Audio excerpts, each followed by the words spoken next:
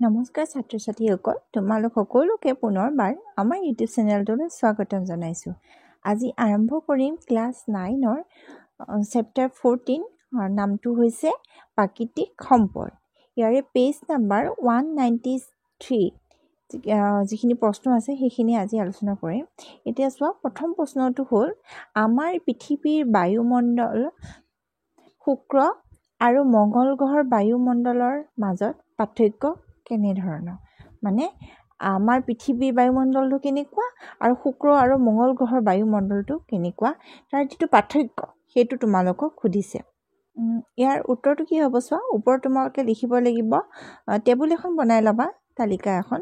ওপৰত লিখিবা কি, পৃথিৱীৰ বায়ুমণ্ডল শুক্ৰ আৰু মংগল গ্ৰহৰ বায়ুমণ্ডল। নম্বৰ 1ত দিবা, ইয়াতে নাইট্ৰজেন আৰু অক্সিজেন আছে, মানে পৃথিৱীৰ নাইট্ৰজেন আৰু অক্সিজেন আছে। নাইট্ৰজেন আৰু অক্সিজেন ক'ত নাই? শুক্ৰ আৰু মংগল গ্ৰহত নাই।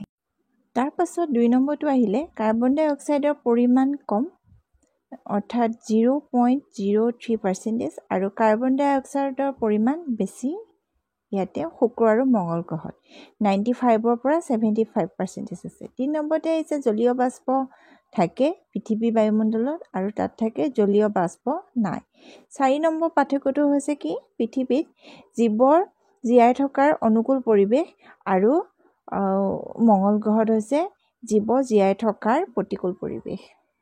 এইবাৰ আহিছোঁ কুৱেশ্যন নম্বৰ 2টোলৈ। 2টোত কি দি আছে চোৱা, বায়ুমণ্ডলে এখন কম্বলৰ দৰে কেনেকৈ কাম কৰে? ইয়াৰ উত্তৰটো হ'ব, তলত দিয়া কাৰণসমূহৰ বাবে বায়ুমণ্ডলে এখন কম্বলৰ দৰে কাম কৰে। নম্বৰ 1 হৈছে বায়ুৰ তাপৰ কুপৰিবাহী। 2 নম্বৰটো হৈছে সূৰ্যৰ পৰা পোৱা তাপ বায়ুমণ্ডলে নিৰ্দিষ্ট অনুপাতত ধৰি ৰাখে, পৃথিৱীখনৰ এক সুস্থিৰ উষ্ণতাত ৰাখে। নম্বৰ 3টো হৈছে দিনৰ ভাগত সূৰ্য পোনপটীয়া তাপত পৃথিৱী বেছিকৈ উষ্ণতা বৃদ্ধি হৈ যোৱাৰ পৰা বায়ুমণ্ডলে বাধা দি ৰাখে আৰু গধূলি ভাগত ইয়াৰ উপৰিভাগে তাপ এৰি দিয়াৰ বাবে লাহে লাহে ঠাণ্ডা হ'বলৈ ধৰে, আৰু গধূলি সময়ত খুব বেছি যাতে ঠাণ্ডা হৈ নাযায় সেইটো কামো বায়ুমণ্ডলে কৰে। এইবাৰ আহিছোঁ কুৱেশ্যন নম্বৰ 3লৈ। কুৱেশ্যন নম্বৰ 3 দি আছে চোৱা, বতাহ কিহে সৃষ্টি কৰে? উত্তৰটো হৈছে সূৰ্যৰ ৰশ্মি পৃথিৱীৰ পৃষ্ঠত পৰোঁতে ভূমণ্ডল পানীতকৈ বেছি উত্তাপিত হয়, ফলত মাটিৰ ওপৰৰ বায়ু সোনকালে উত্তাপিত হয় আৰু ওপৰলৈ উঠি যায়। সেই সময়ত পানীৰ ওপৰৰ শীতল বতাহ ভূমণ্ডললৈ গতি কৰে আৰু বতাহৰ এই গতিয়ে শীতল বায়ুৰ সৃষ্টি কৰে। এই গতি প্ৰবল হ'লে বায়ুক বতাহ বুলি কোৱা হয়। মানে পৃথিৱীৰ পৃষ্ঠত যেতিয়া ভূমণ্ডল পানীতকৈ বেছি গৰম হৈ থাকে, উত্তাপিত হৈ থাকে, তেতিয়া পানীৰ ওপৰৰ ভাগটো কি হৈ থাকে? ঠাণ্ডা হৈ থাকে, আৰু মাটিৰ ওপৰৰ ভাগটো কি হৈ থাকে? বেছি গৰম হৈ থাকে। ফলত মাটিৰ ওপৰৰ যিখিনি বায়ু থাকে সেইখিনি সোনকালে গৰম হৈ যায় আৰু পানীৰ ওপৰৰ বায়ুখিনি কি হৈ থাকে? চেঁচা হৈ থাকে। আৰু তোমালোকে নিশ্চয় জানা যে বতাহ সদায় ঠাণ্ডাৰ পৰা গৰমলৈ গতি কৰে, অৰ্থাৎ পানীৰ ওপৰৰ বায়ুখিনি ক'লৈ গতি কৰে? মাটিৰ ওপৰৰ বায়ুখিনিলৈ গতি কৰে, আৰু সেইবাবে সাগৰৰ ওপৰৰ পৰা বতাহটো বলে মাটিলৈ। এইবাৰ আহিছোঁ কুৱেশ্যন নম্বৰ 4টোলৈ। কুৱেশ্যন নম্বৰ 4টো কি দি আছে চোৱা, ডাৱৰ কেনেদৰে সৃষ্টি হয়? ইয়াৰ উত্তৰটো হ'ব, যেতিয়া দিনৰ ভাগত সূৰ্যৰ তাপ জলভাগ গৰম হয় তেতিয়া বেছিভাগ পানী বাষ্পীভূত হৈ বায়ুমণ্ডললৈ যায়। মানে জলভাগ যেতিয়া গৰম হয় তেতিয়া তাপ পাই পেলাই বাষ্পীভূত হয় আৰু বায়ুমণ্ডললৈ আকৌ মানে ওপৰলৈ পানীখিনি গুচি যায়। কিছু পৰিমাণে পানী জীৱৰ বিভিন্ন বিপাকীয় ক্ৰিয়াৰ ফলত বায়ুমণ্ডললৈ বাষ্প আকাৰে আহে, আৰু কিছুমান পানী বেলেগ বেলেগ কাৰণতো আহে বাষ্প আকাৰে। ফলত বায়ু গৰম হৈ পৰে। এই গৰম বায়ুৱে জলীয় বাষ্প ধৰি ৰাখে। গৰম বায়ু প্ৰসাৰণ হৈ লাহে লাহে ঠাণ্ডা হ'বলৈ ধৰে। মানে যেতিয়া বায়ুখিনি গৰম হয় তেতিয়া যিখিনি জলীয় বাষ্প থাকে সেইখিনি সিহঁতে ধৰি ৰাখে। যেতিয়া বায়ু প্ৰসাৰণ হৈ লাহে লাহে ঠাণ্ডা হ'বলৈ ধৰে তেতিয়া কি হয় চোৱা, ফলত পানীৰ কণিকা গোট মাৰি সৰু সৰু টোপালৰ আকাৰে ওলমি থাকে পানী যেতিয়া ঠাণ্ডা হ'ব তেতিয়া পানীখিনি কি হয় সৰু সৰু টোপাল হৈ পৰে আৰু তেতিয়া কি হয় চোৱা ঘনীভৱনৰ ফলত বায়ুমণ্ডলত থকা ধূলি কণিকাবোৰেও বাষ্প আকাৰে পানী কণিকাবোৰ টোপাল আকাৰে ওলমি থাকে আৰু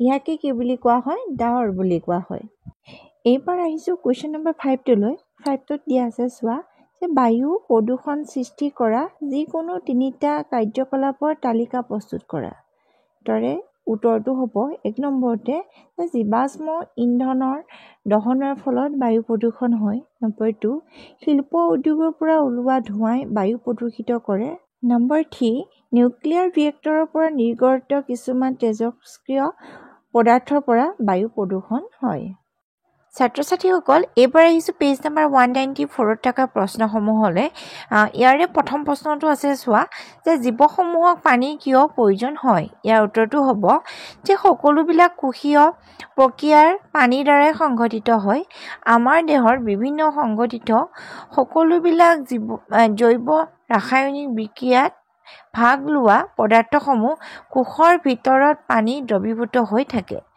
দ্ৰৱীভূত অৱস্থাতে সকলোবিলাক পদাৰ্থ দেহৰ পৰা এঠাইৰ পৰা আন ঠাইলৈ পৰিবহণ হয় সেইকাৰণে জীৱসমূহে দেহত পানীৰ পৰিমাণ নিয়ন্ত্ৰণ কৰি জীয়াই থাকিবলৈ সম্ভৱ হৈছে চলজ পানীক নিৰ্মল পানী অথবা অলুণীয় পানীৰ প্ৰয়োজন কিয়নো ইহঁতৰ শৰীৰে লুণীয়া পানী থকা অধিক পৰিমাণৰ দ্ৰৱীভূত লৱণ গ্ৰহণ কৰিব নোৱাৰে গতিকে স্থলজ পানী আৰু উদ্ভিদ দুয়োবিধকে জীয়াই থাকিবৰ বাবে পানী অতিকৈ সহজলভ্য হোৱাৰ দৰকাৰ এইবাৰ আহিছোঁ কুৱেশ্যন নম্বৰ 2 কুৱেশ্যন নম্বৰ 2টো দিয়া আছে চোৱা যে নগৰ মহানগৰ গাঁও অঞ্চলৰ নিৰ্মল পানীৰ উৎস কি তুমি ক'ত বসবাস কৰা ইয়াৰ 1 নম্বৰ উত্তৰটো হৈছে যে নিৰ্মল পানী পৰ্বতত বৰফ হিচাপে পোৱা যায় 2 নম্বৰটো হৈছে মাটিৰ তলৰ পানী হ্ৰদ নদী নিজৰা আদিতো নিৰ্মল পানী পোৱা যায় এই পানীবোৰ মানুহৰ বাবে উপযোগী কুৱেশ্যন নম্বৰ 3টো চোৱা কি কাৰ্যকলাপৰ বাবে পানী প্ৰদূষণ হ'ব পাৰে ইয়াৰ উত্তৰটো হ'ব যে নম্বৰ 1 কল কাৰখানাৰ পৰা ওলোৱা দূষিত পদাৰ্থ পানীৰ লগত মিহলি হ'লে নম্বৰ 2 শস্য পথাৰত ব্যৱহাৰ কৰা ৰাসায়নিক সাৰ কীটনাশক আদিৰ প্ৰয়োগ কৰাৰ ফলত পানী দূষিত হয় নম্বৰ 3 জলবিদ্যুৎ প্ৰকল্পসমূহৰ পৰা অতিৰিক্ত পানীৰ ভাগ নদীত নিক্ষেপ কৰাৰ ফলত অধিক পানীৰ উষ্ণতা বৃদ্ধি হয় পানীৰ উষ্ণতা প্ৰভাৱিত কৰা আন এক কাৰণ হ'ল নদী বান্ধৰ পৰা উলিয়াই দিয়া বৃহৎ পৰিমাণৰ পানী উষ্ণতা বৃদ্ধিৰ ফলত পানী প্ৰদূষণ হয় যেতিয়া মানে জলবিদ্যুৎ প্ৰকল্পবিলাকত যিখিনি পানী ব্যৱহাৰ কৰে সেইখিনি উষ্ণতাটো বহুত বৃদ্ধি হয় মানে তাপটো বেছি হয় আৰু তাপ থকা পানী যেতিয়া নিৰ্মল পানীত পৰিব তেতিয়া তাৰ জীৱ-জন্তুবিলাকো মৰিব গতিকে সেই তেনেকৈও পানীখিনি কি হৈ থাকে প্ৰদূষিত ছাত্ৰীসকল আজিৰ ভিডিঅ'টো ইমানলৈকে আছিলে তোমালোকক পুনৰ লগ পাম আকৌ এটা নতুন ভিডিঅ'ৰ সৈতে য'ত ইয়াৰ পাছৰ প্ৰশ্নখিনি উত্তৰ মই লৈ আহিম তোমালোকৰ বাবে আৰু ভিডিঅ'বোৰ নিয়মীয়াকৈ পাই থাকিবলৈ তোমালোকে মোৰ চেনেলটো ছাবস্ক্ৰাইব কৰি ল'বা আৰু যদি ভিডিঅ'টো চাই ভাল লাগিছে লাইক কমেণ্ট আৰু শ্বেয়াৰ কৰিবলৈ নাপাহৰিবা আৰু যদি কুৱেশ্যন আনচাৰখিনি ধুনীয়াকৈ বুজি পাইছা মোক কমেণ্ট কৰি জনাবা ধন্যবাদ